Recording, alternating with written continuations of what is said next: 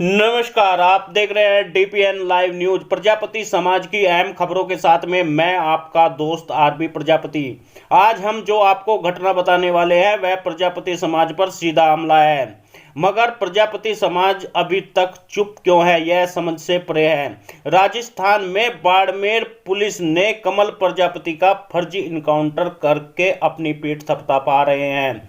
Barmer police ने कमल प्रजापति को पकड़कर उसको गोली मार दी, जिसे इनकाउंटर का रूप दिया जा रहा है।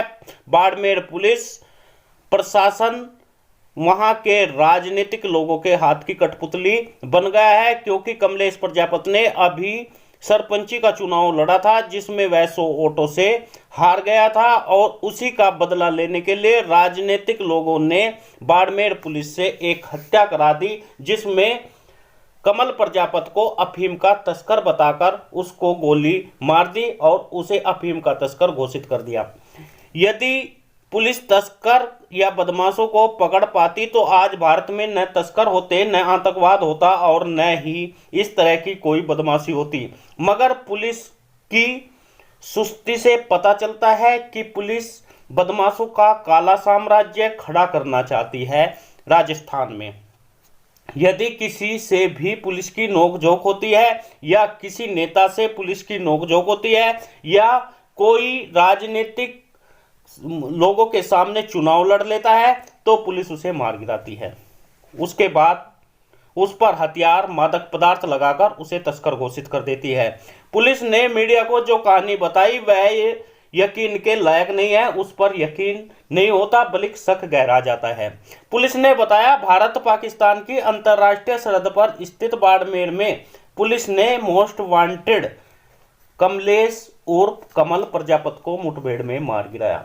अब सोचने की बात यह है कि यदि कमलेश प्रजापति मोस्ट वांटेड है, उस पर मुकदमे चल रहे हैं, तो वह चुनाव कैसे लड़ सकता है। यदि चुनाव लड़ सकता है तो यह चुनाव प्रशासन की और पुलिस प्रशासन की कमी है कि एक मोस्ट वांटेड कैसे चुनाव लड़ सकता है। उस समय मोस्ट वांटेड क्यों नहीं था कमलेश, जब वह चुनाव लड़ रहा था सरपंची का। पुलिस को उसके पास 60 से 70 लाख नकदी और सोने के गहने उसके घर से बरामद किए गए। यानी जो उसके पास रखा था वो पुलिस ने उठा लिया और वह उसके साथ में लगा दिया, उसकी गाड़ी में रखकर उसकी हत्या कर दी। आधा दर्जन गाड़ियां जब्त कर ली गई। कमलेश ने एक हार्ड कांस्टेबल को कुचलने का प्रयास किया, ऐसा पुलिस ने बताया, जिसका इलाज हॉस्पिटल में चल रहा है। यानी इतने बड़े तस्कर ने पुलिस पर गोली नहीं चलाई, उनका विरोध नहीं किया, बल्कि उन्होंने सीधी गाड़ी चढ़ा दी। यह एक शक के दायरे में बात जाती है। थानों में हत्या व लूट का मामला दर्ज दिखाया गया। जब थानों और लूट का मामला दर्ज है, यह बात पुलिस ने क्यों नहीं बताई जब कमलेश सरपंच का चुनाव लड़ रहा था। उस समय यह बात क्यों नहीं की, क्योंकि भारतीय कानून के अनुसार जो व्यक्ति आपराधिक गतिविधियों में संलिप्त है, जिस पर मुकदमे चल रहे हैं, वह चुनाव नहीं लड़ सकता। तो कैसे कमलेश प्रजापति न केवल चुनाव लड़ा बल्कि विरोधियों को बड़ी टक्कर भी दी। वह किस तरह, यह किसकी सुस्ती थी, यह किसकी कमी थी, यह बताना अब पुलिस को पड़ेगा, प्रशासन को यह बताना पड़ेगा। यदि उस पर आपराधिक मामले नहीं थे तो पुलिस ने उसकी यह हत्या क्यों की, यह इनकाउंटर क्यों किया। पुलिस ने बताया, बाड़मेर सदर थाने में छिपे होने की सूचना पुलिस को मिली, जिसमें पाली पुलिस से इनपुट के बाद में बाड़मेर पुलिस ने कार्रवाई को अंजाम दिया। तस्कर कमलेश महराम को अपनी लग्जरी गाड़ी से टक्कर मार दी, महराम को कुचलने का प्रयास किया। पुलिस ने उस पर गोली चला दी और उपचार के दौरान कमल की मौत हो गई। जब इनकाउंटर किया जाता है तब सबसे पहले उसके पैरों पर गोली मारी जाती है, उसे नीचे गिरने का प्रयास किया जाता है, उसके बाद उसे हॉस्पिटल ले जाया जाता है। अक्सर ऐसी कहानी पुलिस लिखती रहती है।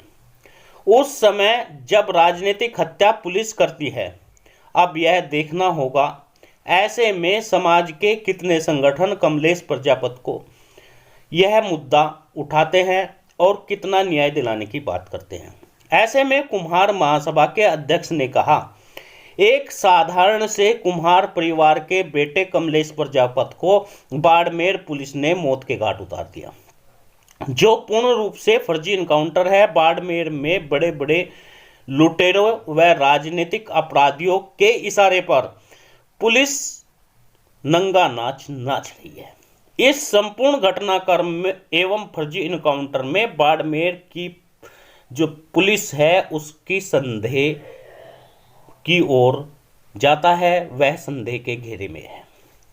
कुम्हार महासभा के प्रदेश अध्यक्ष किशोर दुल्लापुरा ने कहा, कमलेश प्रजापति ने सरपंच का चुनाव लड़ा था जिसमें वह 100 वोटों से हार गए थे। चुनाव की वजह से कई नेता उनसे रंजिश रखने लगे थे। पुलिस ने नेताओं की सह पर इनकाउंटर किया, जिसकी उच्च स्तरीय जांच होनी चाहिए, अन्यथा पूरे प्रदेश में और पूरे देश में यह आंदोलन चलाया जाएगा। मित्रों, अब यह जांच पिछड़ा वर्ग आयोग को करवाने के लिए आगे आना चाहिए। यदि यह इनकाउंटर किसी अन्य समाज का हुआ होता तो अब तक मीडिया जोर जोर से चिल्लाने लगती। विकास दुबे जो वास्तव में बदमाश था, अपराधी था, उसका मामला आपने देखा होगा किस तरह लोगों ने सड़क पर उतरकर यह आवाज़ उठाई।